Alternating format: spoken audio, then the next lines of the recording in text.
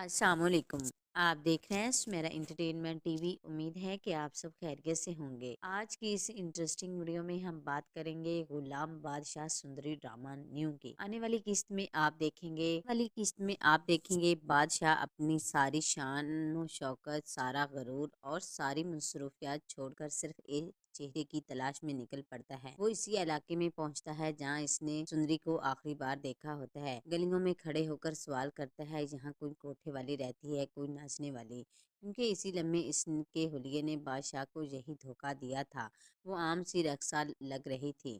شاید وہ اسے ساری زندگی اپنی غلط فہمی میں تلاش کرتا رہتا اگر سندری خود اس کے سامنے نہ آ جاتی۔ سندری بے خبر خوشی سے جھومتے ہوئے اپنی سہیلی کے گھر جا رہی تھی، صرف 2 گھر چھوڑ کر۔ رات کو اس کے بابا نے خود کہا تھا کہ بیٹی اپنی سہیلی کے گھر میں رہنا، اس کا بھائی بھی وہاں ہے، لیکن قسمت کو کچھ اور ہی منظور تھا۔ گاؤں کا چکر کاٹتے ہوئے سنسان سڑک سے گزرتے سندری اچانک بادشاہ کی نظریں اس پر جا ٹھہرتی ہیں۔ سندری جیسے ہی اسے دیکھتی ہے اس کے چہرے کا رنگ اڑ جاتا ہے۔ وہ منہ چھپا کر بھاگتی ہے، لیکن اب بہت دیر ہو چکی تھی۔ بادشاہ بلند آواز میں پکارتا ہے اور اس کے آدمی شکار کی طرح سندری کو پیچھے سے لپکتے ہیں اور چند ہی لمحوں میں اسے پکڑ کر زبردستی گاڑی میں ڈال دیتے ہیں۔ گاڑی شہر سے دور کھیتوں کے درمیان ایک ویران جگہ میں جا رکتی ہے۔ سندری کو درخت کے ساتھ باندھ دیا جاتا ہے اور بادشاہ اس کے سامنے کرسی رکھ کر بیٹھ جاتا ہے۔ آج سندری اسے ناچنے والی نہیں لگ رہی تھی، وہ آج ایک شریف گھرانے کی بیٹی محسوس ہو رہی تھی۔ وہ اٹھتا ہے، قریب آتا ہے، ہر زاویے سے، ہر نظر سے اسے دیکھتا ہے۔ بادشاہ کو یقین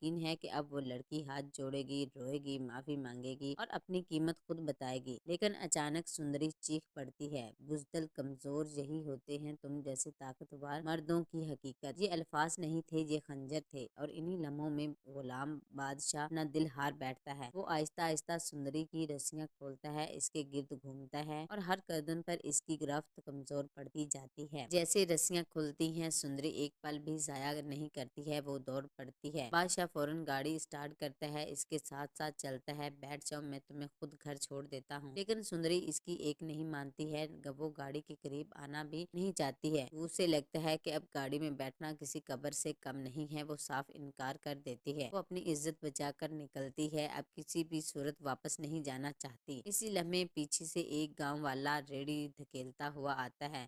سندری دوڑ کر اس سے مدد مانگتی ہے اور ریڑھی پر بیٹھ جاتی ہے، گاؤں کی طرف روانہ ہو جاتی ہے، آنکھوں میں آنسو، دل میں خوف، ہاتھ کانپتے ہوئے۔ گھر پہنچتے ہی وہ دروازہ زور سے بند کر لیتی ہے، اسے ڈر ہے کہ کہیں وہ دوبارہ نہ آ جائے۔ اس کے ابا کو ساری بات پتہ چل جاتی ہے اور وہ سختی ناراض ہوتے ہیں۔ دوسری طرف بادشاہ گھر پہنچتا ہے، لیکن اس کا دل، اس کا دماغ کہیں اور اٹکا ہوتا ہے۔ غلام گھبرا کر کہتا ہے، بادشاہ سلامت، آپ کہاں چلے گئے تھے؟ ہسپتال جانا تھا، ڈیٹینشن لینا تھا، میں نے آپ کو کہاں کہاں نہیں ڈھونڈا۔ لیکن بادشاہ جیسے کچھ سن ہی نہیں پا رہا ہوتا ہے، وہ بس ایک ہی بات دہراتا ہے، میں نے اسے پکڑ لیا، وہی لڑکی جس نے مجھے تھپڑ مارا تھا۔ غلام کے چہرے کا رنگ اڑ جاتا ہے، مجھے یقین ہے کہ آپ نے اسے ڈرا دھمکا کر چھوڑ دیا ہوگا۔ بادشاہ دھیمی آواز میں کہتا ہے، پتہ نہیں غلام، میں نے اسے ڈرایا ہے یا اس نے مجھے۔ غلام حیران رہ جاتا ہے، وہ سمجھنے نہیں پاتا ہے کہ یہ کیا ماجرا ہے، لیکن جب بادشاہ کی آنکھوں میں عشق کی چنگاریاں دیکھتا ہے تو اس کے قدم لرزا جاتے ہیں۔ وہ جان جاتا ہے اگر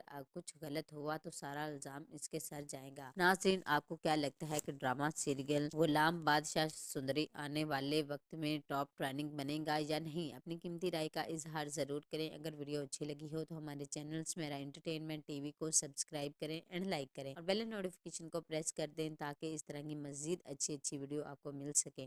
اپنا بہت زیادہ خیال رکھیں، اپنوں سے زیادہ دوسروں کا خیال رکھیں۔ تب تک کے لیے اللہ حافظ۔